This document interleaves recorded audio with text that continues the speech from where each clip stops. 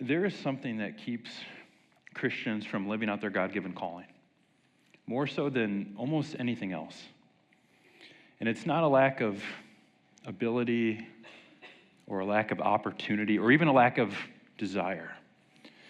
Now, when we talk about your God-given calling, we mean your unique role within God's greater mission.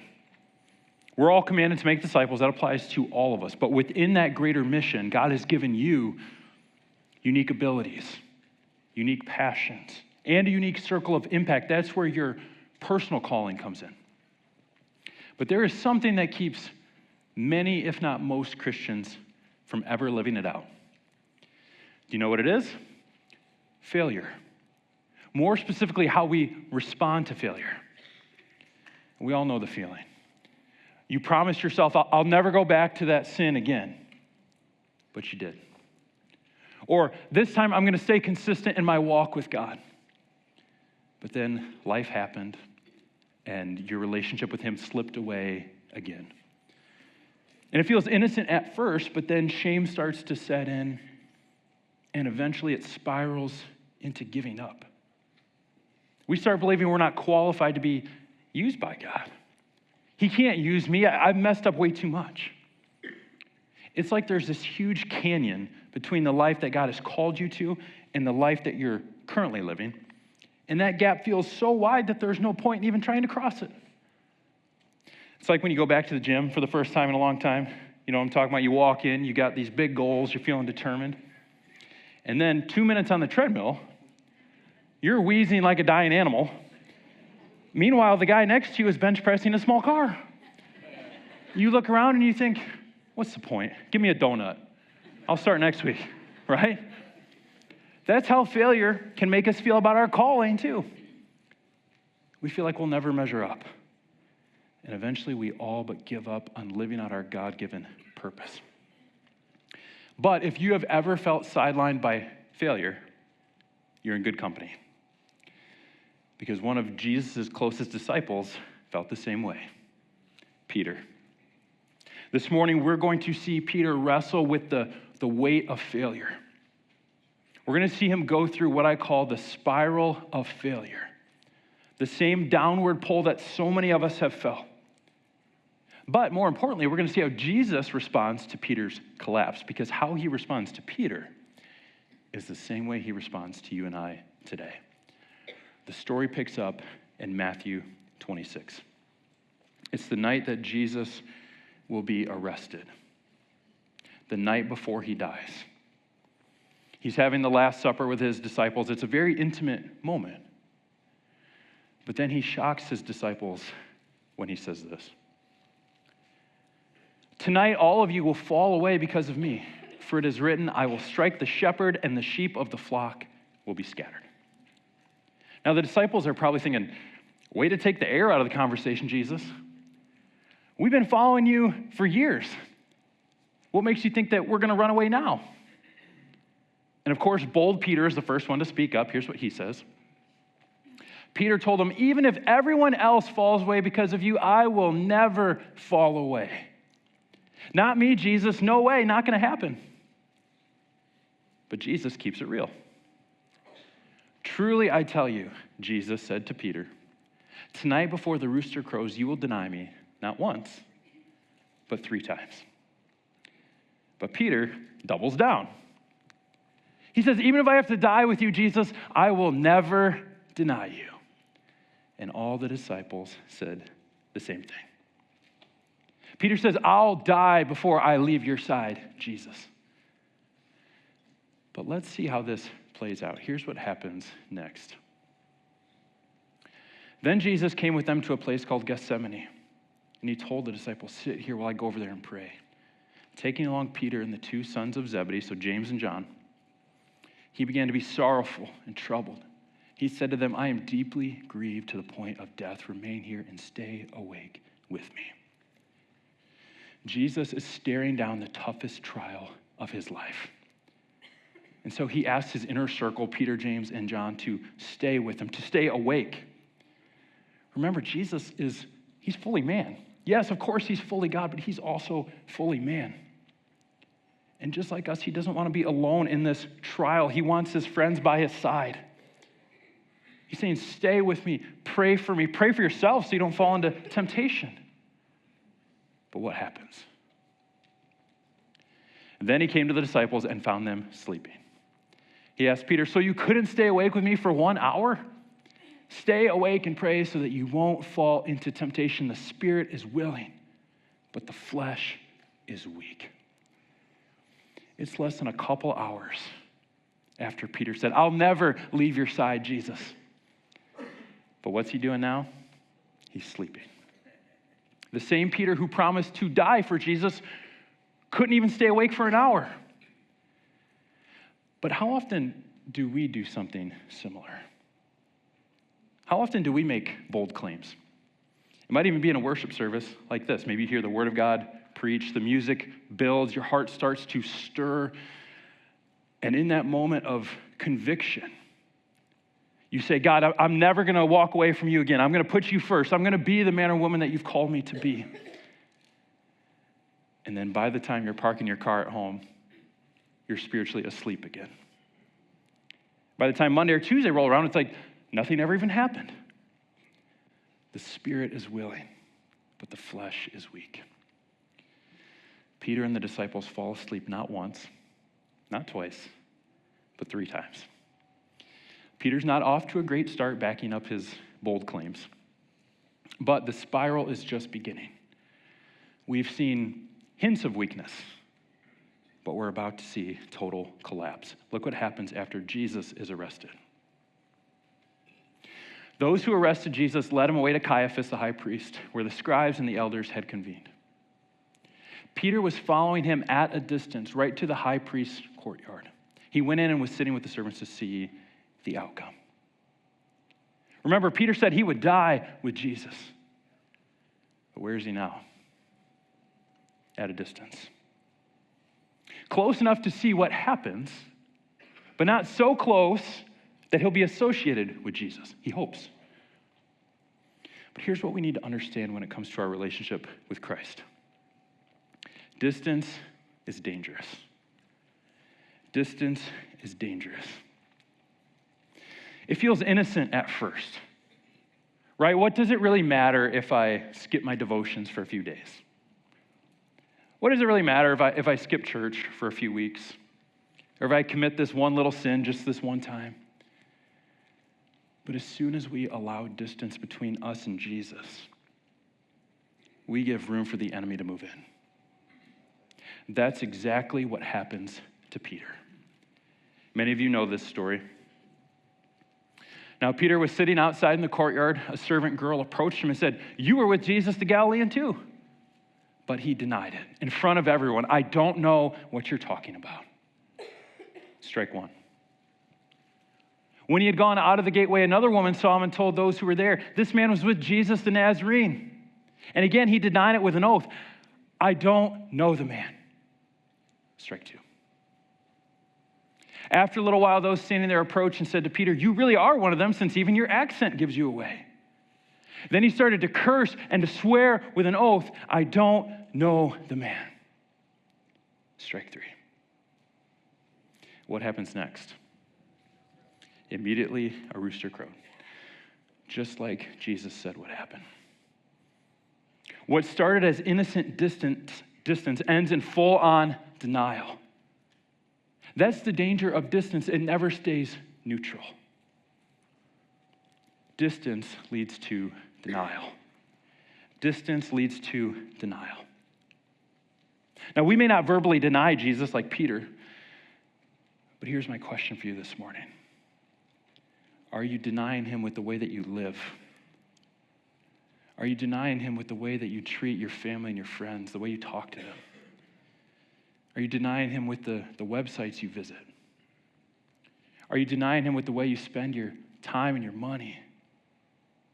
Or with the moments where you could speak up for Christ, but you choose to stay silent instead? We may never use the words, "I don't know the man," like Peter, but many of us say it with our lives every day.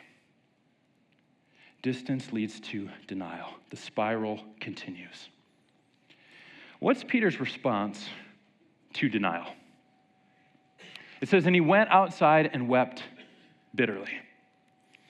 Now, this word bitterly carries the sense of something sharp or piercing. So this isn't just sadness. Peter was cut to his core, to his very identity. Remember in Matthew 16, Jesus had said, you are Peter, which means rock. And on this rock, I will build my church. Well, I bet he doesn't feel like a rock right now. He feels more like rubble, broken, crushed, unsure what the future holds. We said distance leads to denial. Well, denial leads to despair. Denial leads to despair. Peter feels the crushing weight of failure. We've all been there. The shame that keeps you up at night. The regret that you just can't shake. The decision you wish you could go back and change, but you can't. How does Peter deal with this shame? Well, to pick up the story, we have to jump over to John's gospel. By this point, Jesus has already died. He's been raised from the dead. He's already appeared to his disciples a couple times, but Peter's shame is still hanging over his head. Here's what he does with it. This is John chapter 21. I'm going fishing, Simon Peter said to them. And all the men said, amen, right? He goes fishing. He goes back to his old life, his safe place, what's comfortable. See, in our spiral of failure, distance leads to denial. Denial leads to despair. And despair leads to disengagement. Disengagement. Failure doesn't just make us feel bad. It sidelines us. Failure screams to us, God can't use you anymore. You're disqualified. You might as well not even try. We all know what this feels like. Maybe you made a mistake in your marriage, and instead of fighting for it, you felt ashamed, so you checked out. Maybe you lost your temper with your kids, and now you wonder if you've messed up too badly to ever lead them spiritually, and so you stay distant. Or maybe you blew it spiritually, now you think, I can never disciple anyone. I don't have anything to offer. I'm not worthy. And so we run back to the things that are comfortable. Where do you run after failure? An addiction, old habits, unhealthy relationships. Sometimes we run to things that aren't even inherently bad. There was a recent study that gave people two choices. You could either sit in silence for 15 minutes, or you could push a button that gave you a mild electric shock. Okay, it's a real study. 67% of men and 25% of women chose the shock. So I don't know what that says about us men, but we are so desperate to avoid being alone with our thoughts that many of us will choose being shocked over silence. Why? Because silence makes us reflect. It lets our failures bubble to the surface. And so to avoid that, we try to fill our lives with as much noise as possible. Constantly scrolling, working endless hours, obsessing over sports. I've never done that. Anything to avoid sitting in silence with our shame. That's where we find Peter in John 21. Back in a boat, back to what's familiar, trying to fish away the ache in his soul. Probably convinced that his impact for Jesus is over. But how does Jesus respond to Peter's failure? You remember being a kid and doing something wrong while your parents were gone? Maybe you broke something valuable, or you stained the couch or stained the carpet, whatever it was. And then all of a sudden you hear the garage door opening. Mom and Dad are home. Your stomach sank. You braced for impact. What are they going to do? What are they going to say? Well, I wonder if Peter had that same pit in his stomach when he thought about seeing Jesus again. What's he going to say after I denied him 3 times? But Jesus doesn't respond the way we might expect. Here's how it plays out. Peter and 6 other disciples go fishing. They went out and got into the boat, but that night they caught nothing. So they fish all night long, but no luck. When daybreak came, Jesus stood on the shore, but the disciples didn't know it was Jesus. They didn't recognize him. Friends, Jesus called to them, you don't have any fish, do you? I love this question from Jesus. It's phrased to expect a no. He already knows the answer. It's almost like he's saying, hey, fellas, how's it going trying to find fulfillment apart from me? Going back to your old life isn't going so well, is it? But I wonder if sometimes Jesus asks us similar questions. You haven't found any fulfillment in that addiction, have you? Running away from me has left you broken, hasn't it? See, sometimes the most gracious thing Jesus can do is force us to face our own emptiness apart from him. But the disciples don't know it's Jesus yet. So here's what happens next. No, they answered, we haven't caught anything. So Jesus says, cast the net on the right side of the boat, he told them. So they did, and they were unable to haul it in because of the large number of fish. Now, if this sounds familiar, it should, because it's almost identical to the day when Jesus first called Peter, James, and John. That night, remember, they had also fished all night, caught nothing. And then Jesus says, hey, cast your nets out one more time. And remember, they catch so many fish, their boat starts to sink. So when almost the exact same thing happens again, a light bulb goes off. The disciple, the one Jesus loved, John, said to Peter, it's the Lord. But watch how Peter responds. You might think he would be hesitant to see Jesus after denying him, but that's not the case. When Simon Peter heard that it was the Lord, he tied his outer clothing around him, for he had taken it off. He had taken off his outer robe when he was working, like fishermen often did. So he ties it around himself and plunged into the sea. Since they were not far from the land, about 100 yards away, the other disciples came in the boat, dragging the net full of fish. Now, Peter could have just waited, a couple minutes and came in on the boat with the other disciples? But that's not Peter. That's not what he does. He dives in, he swims, he runs to Jesus as fast as he can. When they got out on land, they saw a charcoal fire there with fish lying on it and bread. Come and have breakfast, Jesus told them. He has breakfast waiting. Now, this detail of the charcoal fire isn't random. This would have been like a gut punch for Peter. We'll come back to why here in just a minute, but first I want us to see the conversation that Jesus and Peter have. The elephant in the room is finally going to be addressed. When they had eaten breakfast, Jesus asked Simon Peter, Simon, son of John, do you love me more than these? Yes, Lord. He said to him, you know that I love you. Feed my lambs, he told him. A second time he asked him, Simon, son of John, do you love me? Yes, Lord. He said to him, you know that I love you. Shepherd my sheep, he told him. He asked him the third time, Simon, son of John, do you love me? Peter was grieved that he asked him the third time, do you love me? He said, Lord, you know everything. You know that I love you. Feed my sheep, Jesus said. Now think about this. How many times did Peter fall asleep when he should have been praying? 3 times. How many times did he deny Jesus? 3 times. And how many times does Jesus ask Peter, do you love me? 3 times. Do you see what Jesus is doing? Remember, Peter and the disciples weren't even looking for Jesus. He appeared to them on the shoreline. You want to go fishing? Okay, I'll meet you there. And we might expect Jesus to be like an angry parent coming home to kids who did something wrong, but instead he makes them breakfast.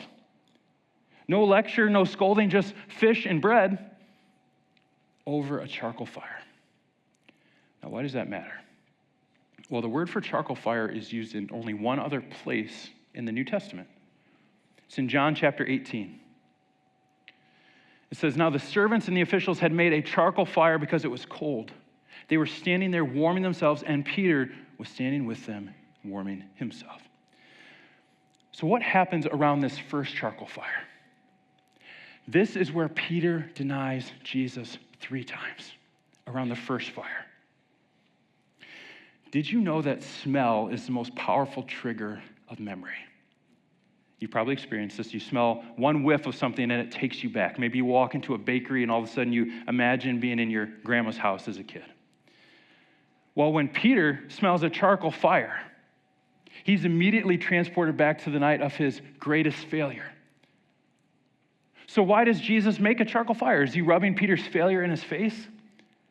No. He's saying, you denied me around a fire 3 times? Okay. Then I'll meet you around a fire, and I'll restore you 3 times. He's meeting Peter at the place of his brokenness so he can put the pieces back together. So here's what we need to see.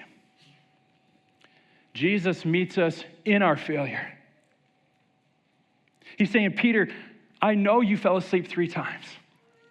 I know you denied me 3 times. But guess what? I laid in a tomb for 3 days. And I defeated sin and death. You said you would be willing to die for me, but guess what? I died for you. Your failure was nailed to the cross with me. See, Jesus doesn't wait for Peter to get it all figured out, to get it all put together. Jesus makes the first move.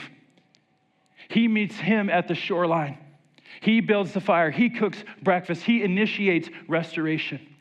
He meets Peter in the midst of his failure, not with condemnation, but with grace. And he wants to do the same thing for you and for me. And I know you might be tempted to think, but I've messed up too much.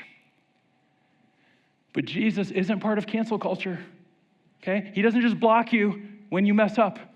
He meets you right where you are, in the midst of your addictions and your broken relationships, your anger, your lust, your pride, your selfishness.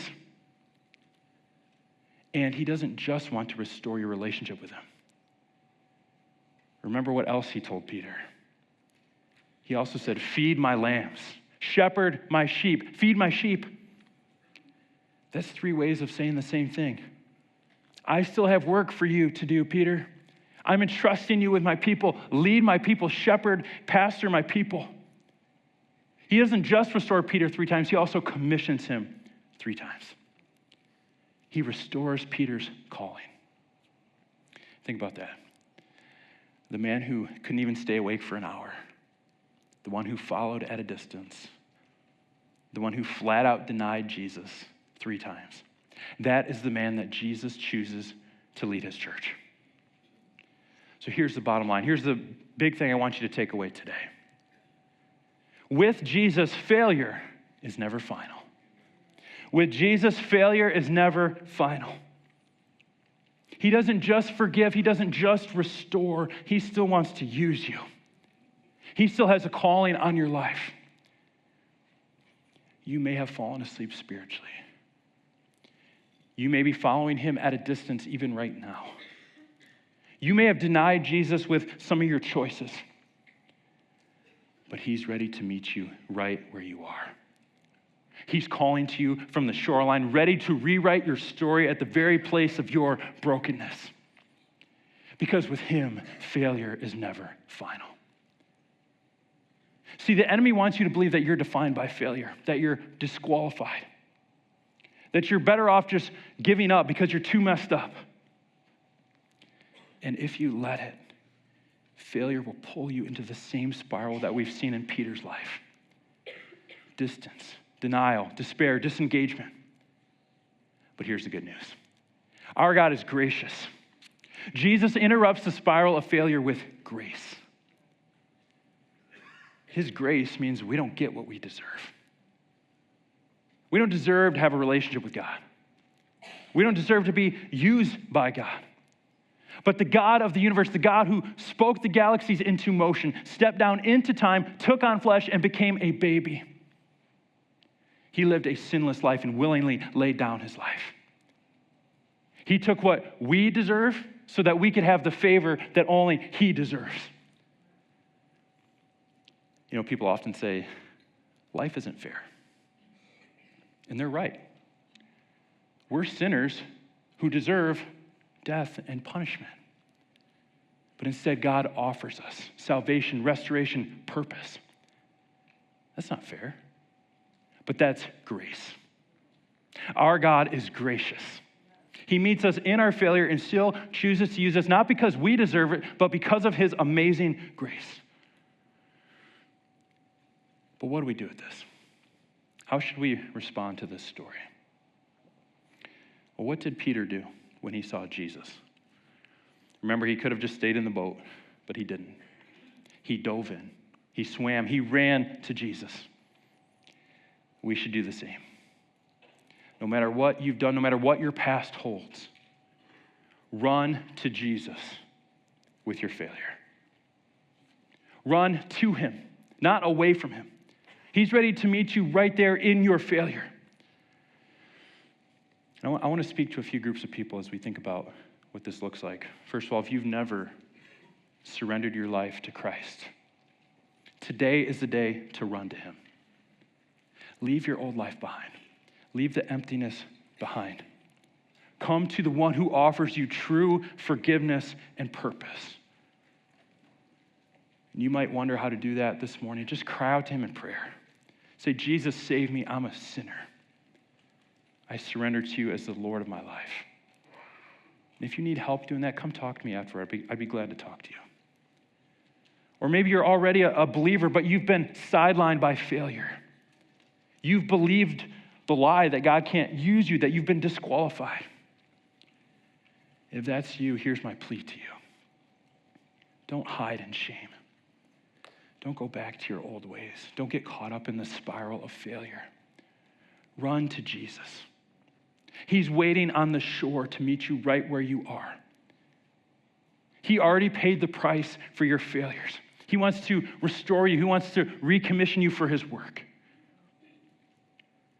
Finally, you might be faithfully walking with Christ today. But if so, don't grow complacent. Remember, Peter thought he was strong too. Don't allow distance to creep into your relationship with Christ. Stay close to him. Stay awake spiritually. Feed his sheep with urgency.